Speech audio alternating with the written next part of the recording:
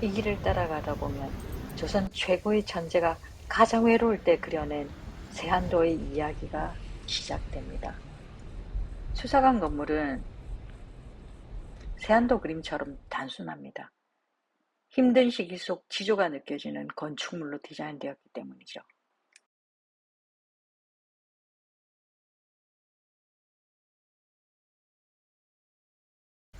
1840년 헌종 6년 55세의 나이에 제주도 서귀포로 유배가 되었는데 8년 3개월 동안 유배 생활을 했습니다.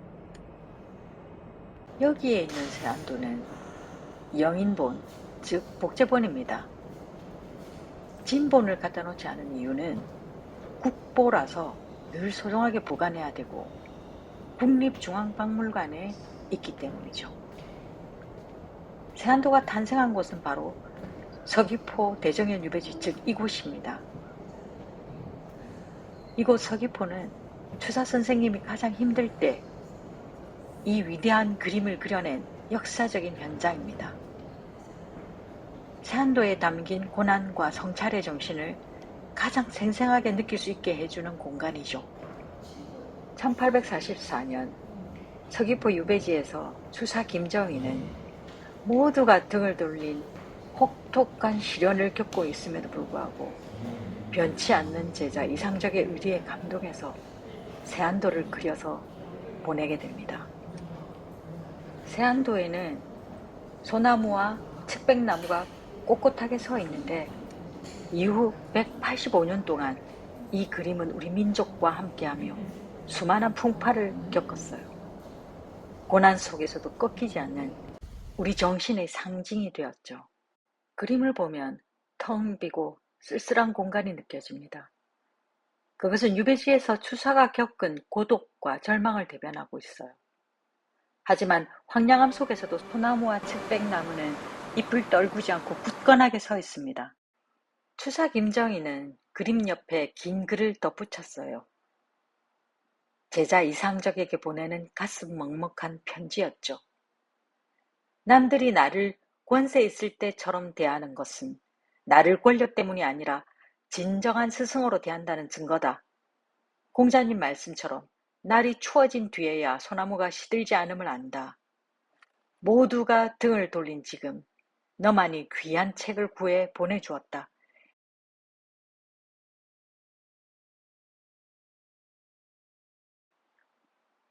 이상적은 청나라 최고의 문인 16명에게 세안도를 보여줍니다. 그들은 그림과 그 뒤에 숨겨진 스승과 제자의 변치 않는 의리에 깊이 탐복했어요. 그들이 감동을 담아 써내려간 찬사들이 그림 뒤에 하나둘 붙으면서 세안도는 무려 15m에 달하는 긴 두루마리가 되었습니다. 이상적은 1865년 세상을 떠날 때까지 이 그림을 정말 소중하게 간직했어요. 이상적 사후에도 그림은 그의 제자인 김병선에게 또 그 아들에게 전해졌습니다. 그 아들의 이름은 김준학입니다.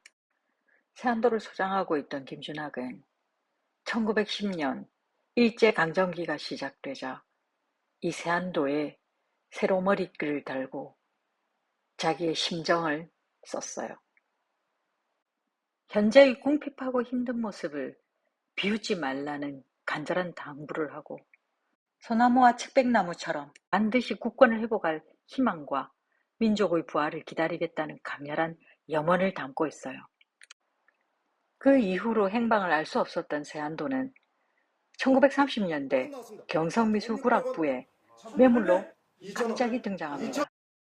이때 세안도를 경매받은 사람이 후지츠카 치카시라는 사람인데 1926년 경성제국대학교 동양철학과 교수로 부임한 일본인이었습니다. 1936년에 후지츠카 치카시는 조선조에서 청조문화의 이입과 김환당이라는 제목의 추사 김정희에 대한 논문으로 도쿄 제국대학에서 박사학위를 받았습니다. 후지츠카 치카시가 소장하고 있던 세안도를 전소 직전의 위기에서 소전 손재영 선생이 드라마틱하게 구해서 돌아오게 됩니다. 포탄이 비오듯 떨어지는 속에서 온갖 어려움을 무릅쓰고 겨우 돌아오게 되었네. 서로 펼쳐놓고 읽으며 어루만졌는데 마치 죽은 친구를 일으켜 세워 악수하는 듯하여 기쁨과 슬픔을 주체할 수 없었네. 내가 이 그림을 보니 수십 년 동안 어려운 환경 속에서 마음고생한 여러 선열들이 갑자기 생각나서 그 때문에 흐르는 눈물을 옷소매로 가렸다. 살다 보면 알아주는 사람에 감동하고 감동이 크면 정리가 막히지 않는 법. 한 조각 오래된 수묵 그림이 이리저리 방랑하며 온갖 풍상 겪었네. 누가 알았으리 그림이 돌아온 게 강산이 회복될 조짐이었다는 것을. 1970년대 초 손재영은 세안도를 선거자금 마련을 위해 개성 부자 손세기에게 저당 잡힙니다.